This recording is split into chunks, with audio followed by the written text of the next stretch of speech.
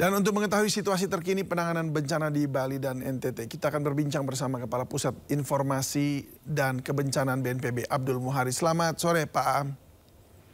Selamat sore, Mas David. Ya, Pak, apa update terkini, Pak, terkait korban tewas dan yang hilang akibat banjir bandang, baik yang di Bali dan juga di NTT? Ya, untuk Bali khususnya per sore ini pukul 16.00 waktu Indonesia Tengah, itu dari 16 yang diberitakan menjadi korban, 15 jasad sudah ditemukan dalam kondisi meninggal dunia, dan masih tersisa 1 jiwa lagi yang dalam pencarian tim Basarnas. Jadi kalau tadi disampaikan 14, yang ini sudah ditemukan lagi 1 jasad yang dilaporkan hilang, sehingga total korban meninggal dunia yang sudah ditemukan itu berjumlah 15 orang dan sisa satu korban hilang yang masih dalam pencarian. Kemudian untuk rumah itu saya koreksi, itu tidak ribuan ya. Jadi daerah paling terdampak sebenarnya bukan pemukiman, tetapi ada beberapa tempat pusat ekonomi seperti pasar dan ruko. Tetapi per sore ini kebetulan saya sudah di Denpasar dari tadi malam bersama Kepala BNPB. Hari ini dari pagi tidak ada hujan sama sekali, sehingga upaya pencarian dan pertolongan, kemudian upaya pembersihan bisa berjalan optimal. Dan memang menurut BMKG, puncak dari intensitas curah hujan di Bali itu sudah lewat tanggal 9-10 kemarin. Terusnya awan-awan yang membawa intensitas hujan tinggi ini sudah bergerak ke arah barat di Jawa Timur dan Jawa Tengah. Itulah kenapa BNPB yang sebelumnya merencanakan operasi modifikasi cuaca di Bali untuk memperlancar upaya pencarian pada tanggap darurat ini, menggeser modifikasi cuaca kita ke Jawa Timur dan Jawa Tengah supaya kondisi di Bali tidak terjadi di sana. Nah, secara umum bisa saya sampaikan bahwa saat ini kondisi di Bali itu sudah mungkin 99% pulih, ya, artinya jalan-jalan atau kemudian underpass yang sebelumnya kita lihat di video-video amatir itu terendam, saat ini sudah tidak ada.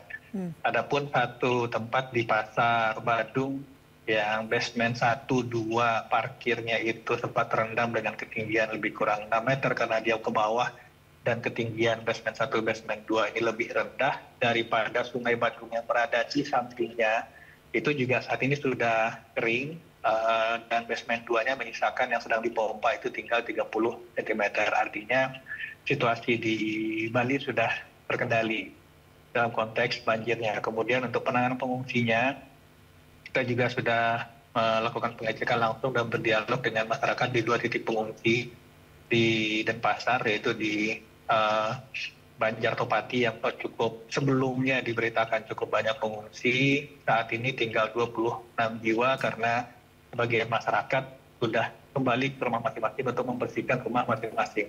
Karena memang ini karena hujan sudah berhenti, jadi input dari hulu sudah tidak ada, sedangkan limpasan air di hilir sudah lewat, maka masyarakat memilih untuk membersihkan rumah masing-masing, Mas David. Baik, tadi dikatakan bahwa hujan sudah tidak mengancam lagi begitu ya, artinya sudah tidak ada lagi.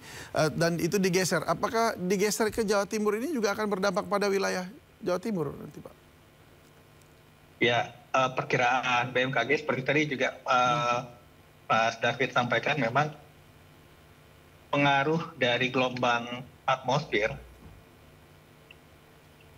dari kawasan Bali ini yang membawa peningkatan intensitas curah hujan itu peaknya sudah lewat. Memang awalnya itu cukup signifikan, bahkan sampai 385 mm per hari. Ini mungkin analoginya curah hujan 3 mingguan itu tumpah dalam 1 hari ya. Nah, ini sudah lewat, dan kemudian awan-awan ini bergerak ke arah barat, Jawa Tengah dan Jawa Timur. Nah, inilah kenapa operasi modifikasi cuaca yang sebelumnya kita rencanakan akan dilakukan di Bali, kemudian kita geser juga ke Jawa Timur untuk mengurangi intensitas curah hujan supaya apa yang terjadi di Bali tidak terjadi di Jawa Tengah dan Jawa Timur. Baik, Pak. Ini apa namanya ya? Kalau bisa saya lihat dari tadi laporan tim kami juga di sana itu bahkan ketinggian air mencapai 2 meter, Pak. Itu hampir ketemu pintu lagi, atasnya pintu begitu.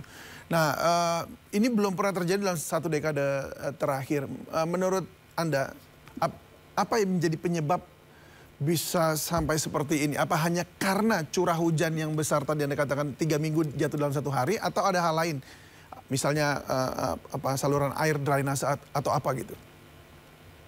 Ya, dengan kondisi 385 mm per hari dan itu tidak di satu titik, seoptimal apapun drainase perkotaan tidak akan mampu menampung itu sudah pasti. Jadi faktor pemicu utama memang intensitas curah hujan ekstrim yang mungkin mencatatkan rekor paling tinggi ya dalam 10 tahun terakhir untuk intensitas hujan seperti itu. Jadi memang untuk faktor pemicu tingginya intensitas hujan ini memang sangat ekstrim sehingga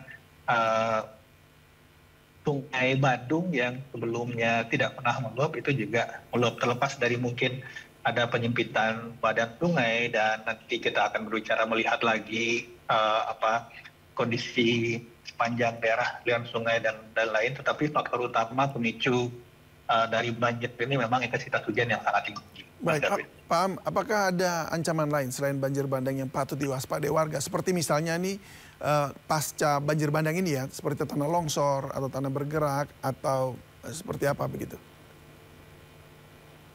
Untuk pasca banjir ini seperti tadi disampaikan, faktor pemicunya berupa intensitas hujan itu sudah lewat. Seperti hari ini, ini dari pagi sama sekali tidak ada hujan dan matahari sangat terik ya. Dan demikian juga perkiraan BMKG untuk 3 hari ke depan karena peaknya sudah lewat. Ini kita harapkan bisa membuat situasi penanganan darurat bencana di 7 kabupaten kota ya. Saya juga tambahkan, tadi disampaikan 4, kita sudah menerima data di 3 kabupaten kota lain, itu bisa berjalan optimal. Jadi dengan kondisi cuaca yang sudah tidak ada turun hujan ini, hingga prediksi BMKG hingga 3 hari ke depan, kita harapkan upaya pembersihan saat ini dari Korem sudah menurunkan 4 SSK, 4 satuan sekitar kompi, jadi sekitar 400 sampai 500 personil untuk mendukung membantu masyarakat membersihkan rumah masing-masing dan kawasan lingkungannya.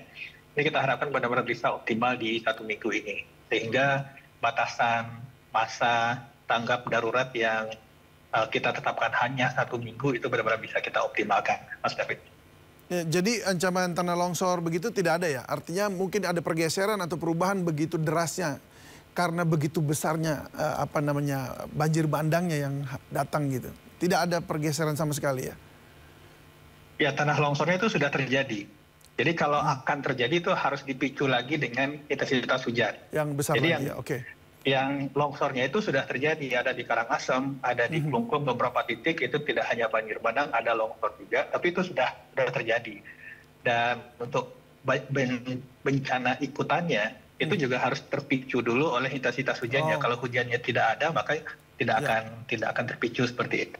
Baik, untuk bagaimana dengan keluarga yang terdampak banjir? Anda katakan tadi sudah banyak yang pulang, paling tinggal 20 kakak, tapi dari keseluruhan ini siapa yang paling atau berapa banyak yang paling membutuhkan bantuan untuk perbaikan rumah dan juga penampungan sementara?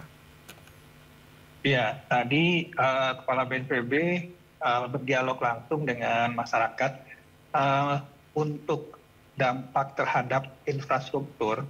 Itu sebenarnya yang paling banyak itu bukan rumah masyarakat, tetapi infrastruktur ekonomi, seperti pasar dan ruko.